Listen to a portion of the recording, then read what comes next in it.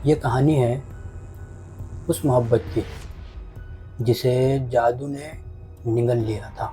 जैसे हर मोहब्बत खुशनसीब नहीं होती और हर कुर्बानी का फल मिलना भी मुमकिन नहीं होता है। ये कहानी है उस मोहब्बत की।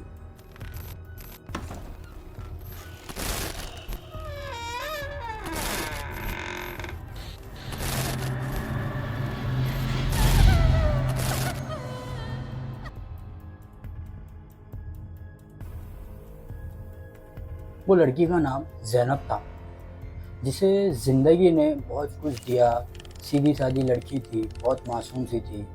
हर खुशी उसको उसकी ज़िंदगी में मिली और एक अच्छी मोहब्बत भी।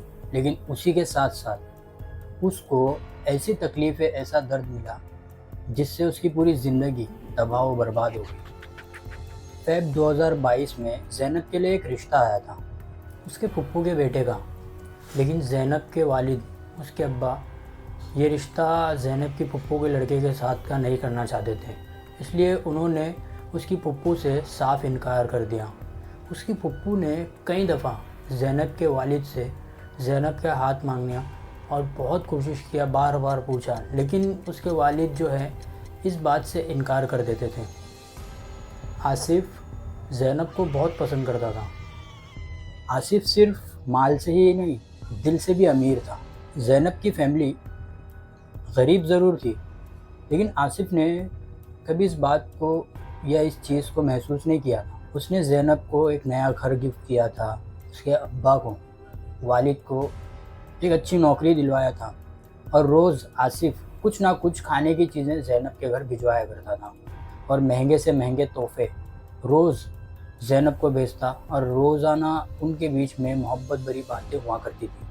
और ये सब ज़ैनब की पप्पू देख रही थी, जिसे अंदर ही अंदर ना जाने कैसी हसद हुई कि फिर एक दिन पप्पू ने सबको दावत देकर अपने घर पर बुलाया।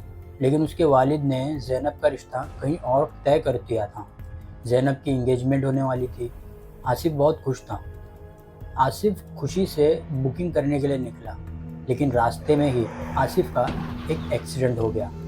ये सुनकर ज़ैनब बहुत टूट चुकी थी, लेकिन आसिफ ने कभी उसको खुद से दूर नहीं किया था।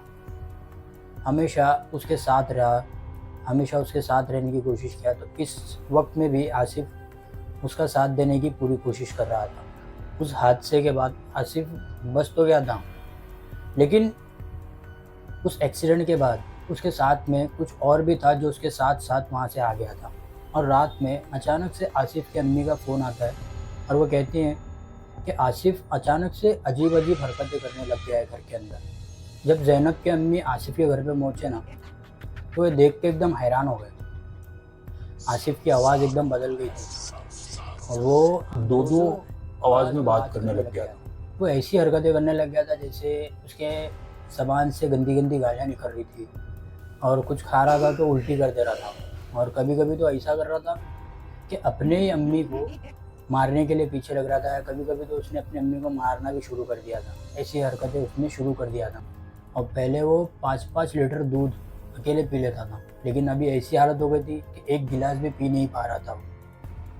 ये सब देखकर उसके घर वालों ने एक आलिम के पास लेके जाने का सोचा। और जब एक आलिम के पास में आसिफ को लेके गए, तो आसिफ ने अजीब हरकतों के साथ में उस आलिम को भी मारना शुरू कर दिया।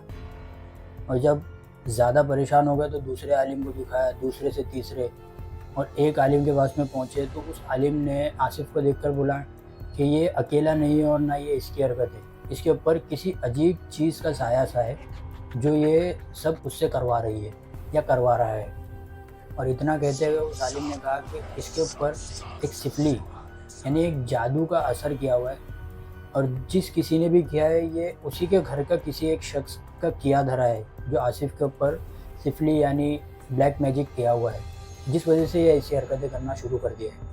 और आहिस्ते आहिस्ते जब चीज़ें पूछने लगे आलिम ने आसिफ से, तो धीरे धीरे मालूम पड़ा कि ये जो सिफली, ये ब्लैक मैजिक जो कुछ भी हुआ है उसके ऊपर, ये ज़ैनब के घर में रहने वाली ज़ैनब की खुद की फुप्पू ने आसिफ के ऊपर करवाया था ये ब्लैक मैजिक, जिसकी वजह से उसकी तबीयत और उसकी हरकतें तब्दील हो गई एकदम से। और आहिस्ते आहिस्ते आसिफ की तबीयत जो है दिन ब दिन गिरती जा रही थी। एकदम से वो निढाल हो गया था। उस जादू के किए धरे के बाद में उसके जिस्म की क़ुव्वत एकदम से ख़त्म होने लग गई थी।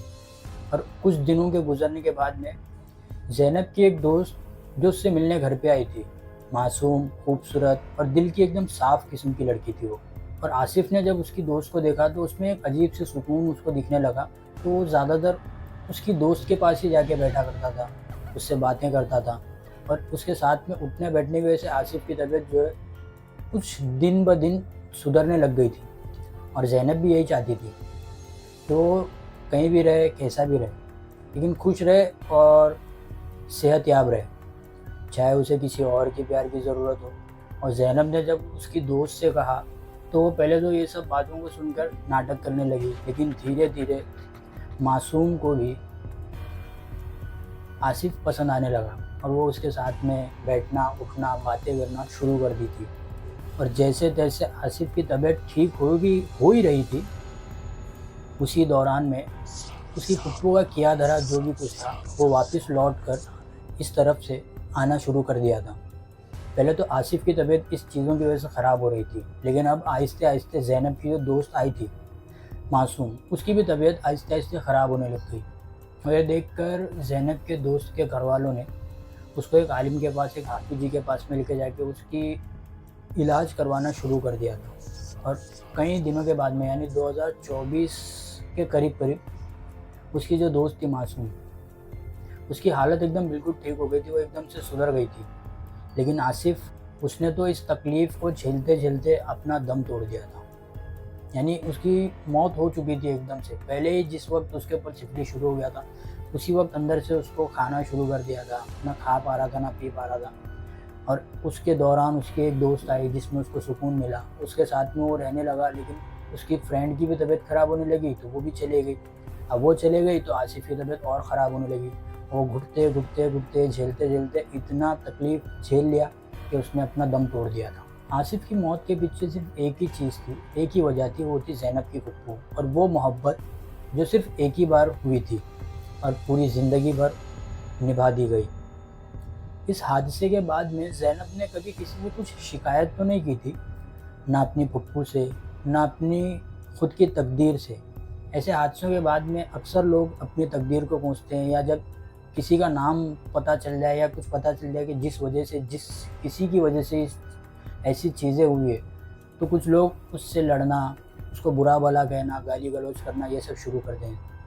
लेकिन ज़ैनब ने इसमें बहुत सब्र किया, ना किसी से कुछ कहा, ना गिला-शिकवा, कुछ नहीं, ना तकदीर से, ना अपनी खुद की फुप्पो से जिसने ऐसी हरकतें करके इसकी ज़िंदगी को बर्बाद कर दिया, फिर भी उसने सब्र का जाम लिया और उसने आसिफ़ की मोहब्बत को एक तकलीफ़, एक दर्द समझकर अपने साथ में जोड़ लिया था। आसिफ़ चला तो गया था, लेकिन ज़ैनब अपनी हर दुआओं में सिर्फ़ आसिफ़ का ही नाम लेती थी।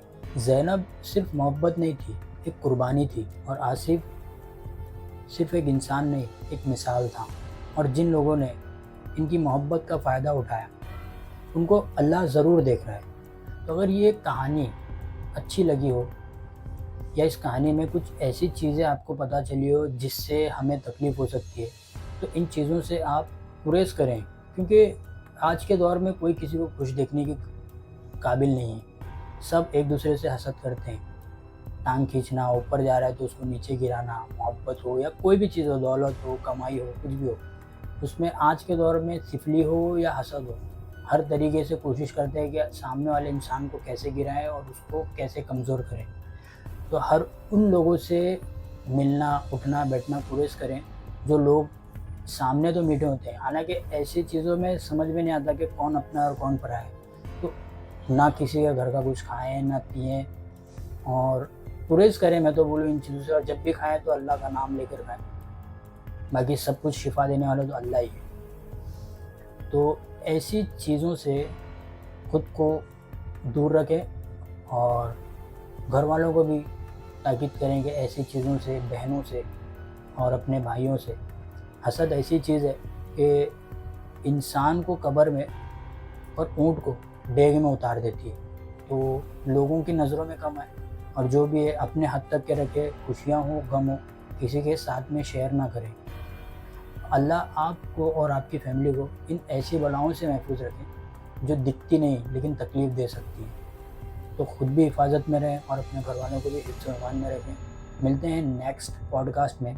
ये तो एक छोटी सी कहानी थी, लेकिन बहुत बड़ा सबक था इसमें कि एक हसद की नज़र जो है इंसान को मौत के करीब लेके चले जाती है, और कई ज़िंदगियाँ इस एक हसद, एक चीज़ के कारण सारी ज़िंदगियाँ जो तबाह हो जाती है और बर्बाद हो जाती है, खुशियाँ छीन जाती हैं। तो आप सबसे एक ही रिक्वेस्ट है कि हर तरीके से अपने आप को हिफाज़त में रखें, हिफ्ज़ ईमान में रहें, और जहाँ कहीं भी जाएँ तो अल्लाह का नाम लेकर जाएँ, आएँ, उठे बैठें, जो भी करें बस अपनी हिफाज़त का ख़्याल रखें।